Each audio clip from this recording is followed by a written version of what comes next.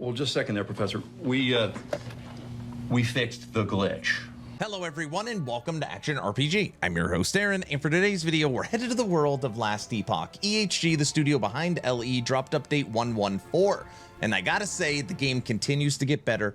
It feels great that we are back on these kind of meaty, bigger patches every single week, and as Cycle 2 continues, I think the game's gonna be really set up for Cycle 3 in the future. So let's go through this. It should be a fairly short video. So right off the bat, this is something that we already covered last week. Witchfire and Earthquake, they were great, then they kind of got indirectly nerfed, and now they're getting a massive buff. And just to showcase this, base damage for Witchfire was 300 necrotic and 300 fire. Now it's 600 necrotic and 600 fire. And when you're looking at Earthquake as well, we don't need to read this. Earthquake now has a damage effectiveness of 700 from 350.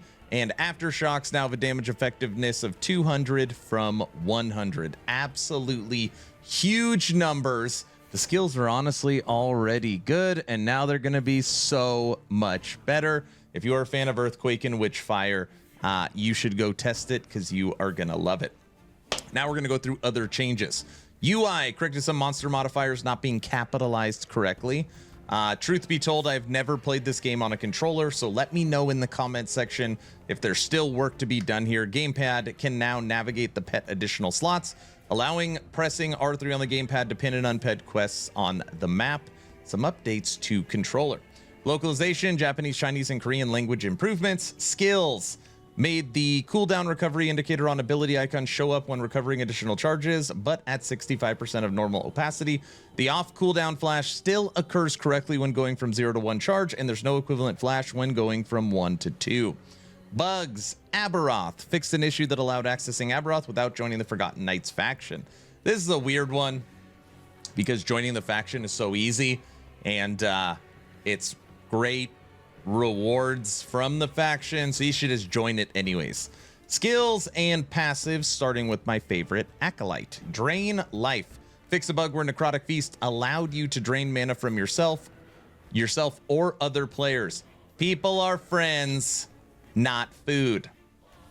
Look at the humor from EHG. Ghost Flame. Fix a bug where Ghost Flame would display incorrect active and inactive tags on the skill panel. Fixed a bug where Fuel of Anguish was giving critical strike multiplier per 100 missing health instead of critical strike per 100 missing health.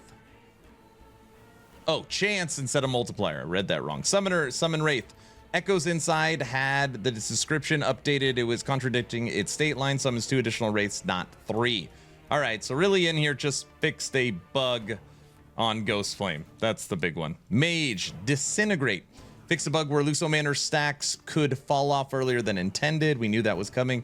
Mage passive, Sun and Storm's typo fix. Source passive, clarified that Lost Knowledge triggers on direct cast only. Fixed spelling on both versions. Primalist, we already know about. Earthquake, Fury Leap. Fixed a bug where Fury Leap did not use the cold VFX when the skill was converted to cold. So there was someone in my stream that said, hey, Aaron, I need you to test this. I think I'm losing my mind. I'm using the new sword, and I do not see Fury Leap changing to cold. We need to test this tomorrow. That has now been fixed. Gathering Storm, Thunderous typos fix. Swarmblade, Locust Master no longer mentions it buffs your Locust, as the functionality was removed. Werebear Roar now uses the same text about cooldown recovery as Warcry. Wolf's Howl now correctly mentions in the description how much this heals you and your allies. Rogue. Oh, we're almost done. Rogue. Falconry. Side by side now correctly says Falcon Strike. Remove the extra Yor from the Rending Talons. Lethal Mirage. Thundering Blows. Typo fix. Net. Tinkerer's combo now correctly says the effect can trigger once per 2 seconds. Again, none of this stuff is huge, but when you're talking about rounding out the edges of the game, when you're making sure everything looks as professional, as good as possible, you know, when you get hundreds and hundreds of these fixes in there, it does make the game feel a lot better. Forge Guard, fix a bug where Master of Arms did not grant its 2 strength with a 2-handed weapon if you are wielding a spear. Shield Rush. Charge now properly states removes the traversal tag. Dark Regression, increased mana now properly shows as a downside. Forge Guard passive. What do we got here? Champion of the Forge threshold bonus now more clearly states that it grants additional critical strike multiplier while wielding a two-handed weapon. Fixed a missing E in Master of Arms description. UI. Fix a bug which caused the last ruin Age of Winter, Spirits of Fire, blah, blah, blah, when placing the blessing in the confirmation window. Fix an issue where login panel's title background could extend past the edge of the panel. Fix the height of the NPC chat messages. Fix a bug where summoning a crab was not highlightable. That's horrible. We tried to make summon crab work. Not good enough. Fix an issue leading to waypoints sometimes blocking projectiles. Loot filter. Fix the display categories for increased area for melee area skills of conquest, mana and mana regen, mana spent gained as ward. Okay, controller again.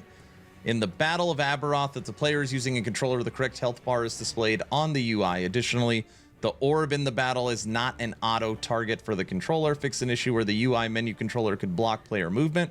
Fix an issue with gamepad where pressing the specialized button in the skill tree sometimes could not work. All right. Enemies, we're not going through enemies. All right. I don't know, maybe we will. Let me see. No, fire projectiles. Reworked avalanche spell. We don't like that on enemies. That kills us a lot. And that's it. SFX, fix the SFX for the MTX Tiger. Settings, fix an issue with the VSync. Drop down was sometimes interchangeable with limit FPS. Fix layout issues with checkbox in the graphics settings. Fix FPS slider. Remove checkbox for unsupported motion blur settings. All right, so that is the update 114.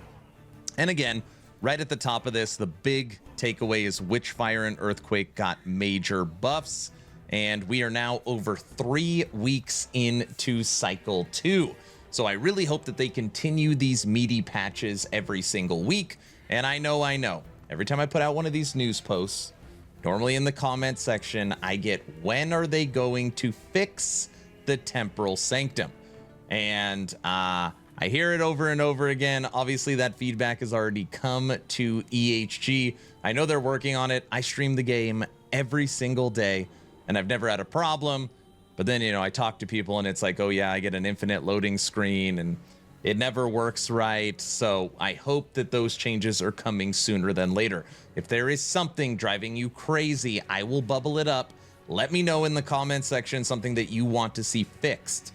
Not just make my character stronger, but something that you think EHG definitely needs to address. Let me know your thoughts in the comment section below. Please like, share, and subscribe if you think I've earned it. Make sure you join the Discord. We just started a new giveaway. Just for joining my Discord, we do a giveaway every 2 weeks, and you'll be a part of the coolest action RPG community. And check out the Patreon. It is the best way to support into the future. I'm done. Hopefully you were entertained or at least learned something. Aaron, out.